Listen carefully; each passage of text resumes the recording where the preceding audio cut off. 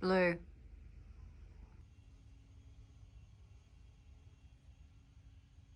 Hello and welcome to the final reading vlog for May. So I decided to try and bust out the rest of the books that I had originally put in my TBR for this one and add some others just to round off the vlog.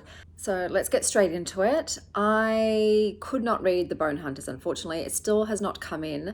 And I think going forward, if the library said that a book is expected to arrive in April, not to expect it until June. No, it's just one of those things. I thought it would be ready in time because it's May, but it's still not there. So I've had to take that one off for now. I then picked up A Wildflower in the Wind by Megan Shade. So this is meant to be a new adult romantasy, but it felt very YA to me. It was about a woman called Azalea who sort of has an affinity with flowers and flower magic, and she's forced into captivity with the Fae King. I didn't get that far, I didn't get very far at all with this because the writing felt very unpolished to me, and the dialogue was incredibly cringy. Once again, these are just my personal opinions. This is how I felt. I felt it was cringy. And from the get-go, it was setting up a love triangle between her current best friend that she's known her whole life and grown up with, and then the faking that's coming in at some point. And I can't with that. I'm too old for that. It doesn't appeal to me whatsoever. And like I said, I thought this was a new adult, but it was feeling very young in terms of the characters and the plot. Because let's be real too, who's going to ship her with her plain potato friend over the hot Commander Elf? Oh, that was a thing too. The introduction scene between her and the Commander Elf, that was, yeah, that whole play out. Basically, some guy tried to touch her. The Commander Elf seized him by his lapels and threatened to eviscerate him because he was one of his minions. And just the way it played out was so over the top and extra.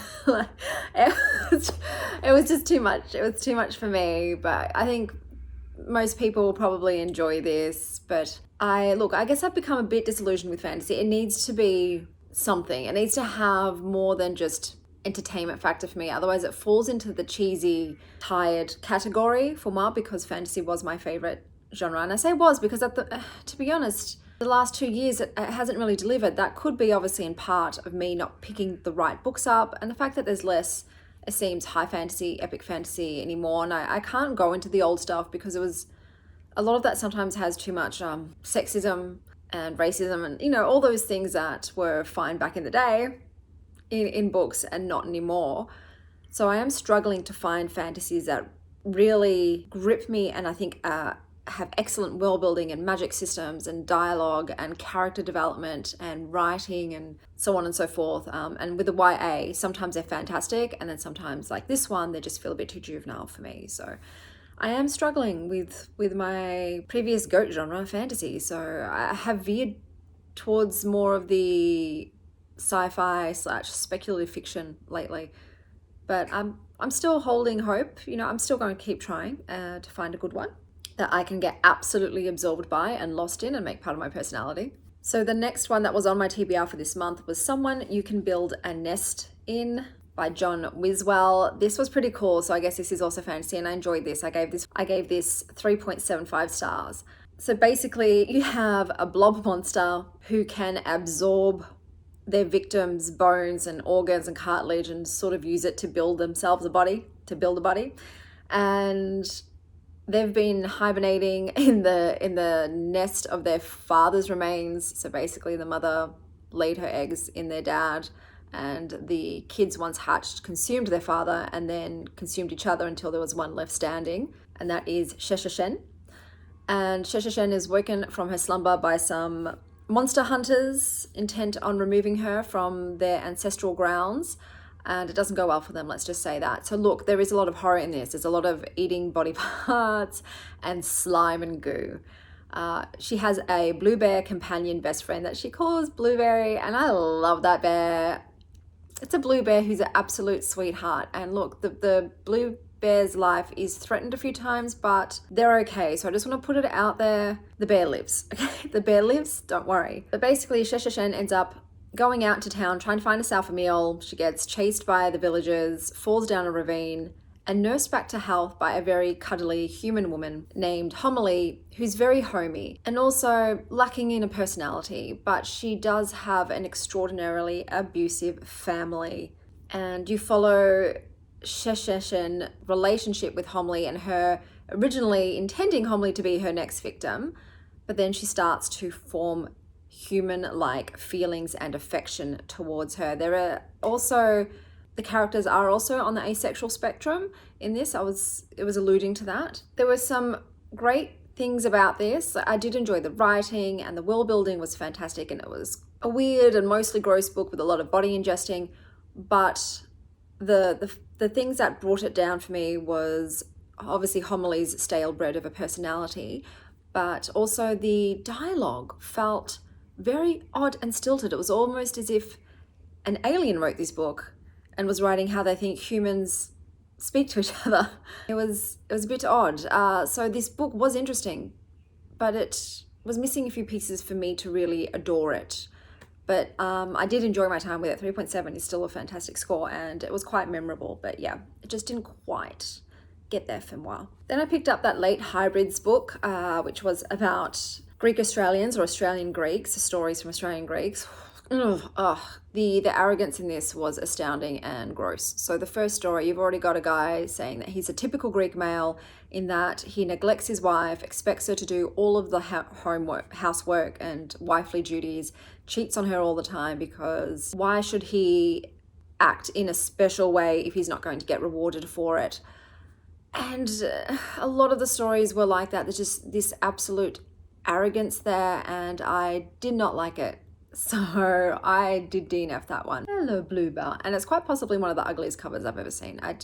No. And then I picked up Cursed Bread, which sounded really interesting, and I loved the cover. So the premise of this is that it is centered on the real 1951 mass poisoning of a French village, and you have the unsatisfied wife of a baker who goes to this party and meets the ambassador and his wife, and she sort of becomes obsessed with him, in a sexual manner as well. However, the writing style and I were not a match, unfortunately, and the main character felt like a bit of an egg, a bit of a her. Her? And even though there was meant to be saucy things going on, I didn't feel any of the sauciness. My blood wasn't getting raised. I wasn't relishing in the horniness. It just wasn't penetrating me, so to speak. So yeah, unfortunately, this was not a match with me. And the last book that I picked up for this vlog was Dragonfruit by Makia Lucier.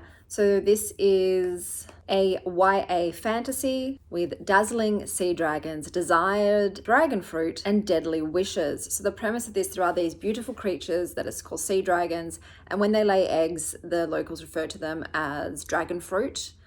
And if you grab one of the eggs and you crush it and you eat the baby dragon and the yolk and everything inside the egg, you get a wish granted. But the wishes exact a price in return.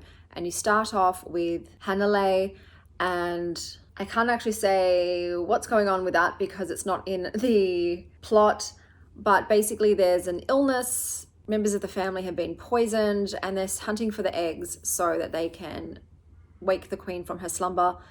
And Hanalei was, I think, the queen's handmaiden, and she was best friends with the queen's son, the prince. But something happened, and Hanalei's been gone for 10 years. And she finally returns after being held captive by sea dragon hunters. So with this one, it is very hard to read. My blood was boiling because these beautiful sea creatures, these sea dragons, of course, are being hunted. They're being killed for their dragon scales. Their babies are being snatched and eaten alive so that people can grant their wishes, even though every wish demands a price. And it was sickening to read. It made me so angry and it hurt. Hanalei is obviously a kindred with these sea dragons. She has an affinity for them. She studies them, and she tries to save as many as she can. Now, the world building and the magic system, all of this had so much promise. It was so interesting and fascinating. I believe this is based on Pacific Island mythology, and it was so interesting. It lacked in its execution though. The pacing wasn't quite right. The romance didn't have any fire or spark. It felt dead in the water to me, even though I wanted those two to get together. There was no chemistry going on. A lot of weird choices were made too in regards to passing on highly advantageous and necessary information, which I found frustrating. I thought, Hannah, why haven't you mentioned this thing that has happened? Why are you not saying that? Because then this horrible enemy could be neutralized immediately. So there was some frustrating parts too, and the way that the narrative unfolded was a bit odd, and things weren't really fleshed out and built upon. Like I said, I was fascinated by the setting it was in, and the mythology and the lore and the dragons. It all had this amazing potential, because also some members of the royal family have these magic abilities where they have these like creatures that live on their skin. They look like tattoos, but then they can come out and actually affect the world, and they were fascinating. Fetu, my boo. But yeah, it wasn't expanded upon, it wasn't explained fully, and therefore I felt a little unsatisfied. Once again, there was a lot of animal death in this, okay? So it was absolutely devastating in that way. The sea dragons, oh, I wish there was more about them in this. Like, I wanted more. Please, sir, we're gonna have some more. Please, sir, I want some more. It was still really pretty good. I've given it 3.5, but it could have been a contender, you know? I could have been a contender. That's so much cat hair, bro. That is so much cat hair, bro. I think the cover is also gorgeous. The cover is very eye-catching. So let's recap all the books that I read. We started with Wildflower in the Wind, which was a DNF for me. Hello, Bluebell. Hello, my blue. Hello, my blue. Hello. Hello. Oh, I love you too. I love you too. So many kisses. You're messing my lipstick up. Now you got lipstick on your paw. I love you.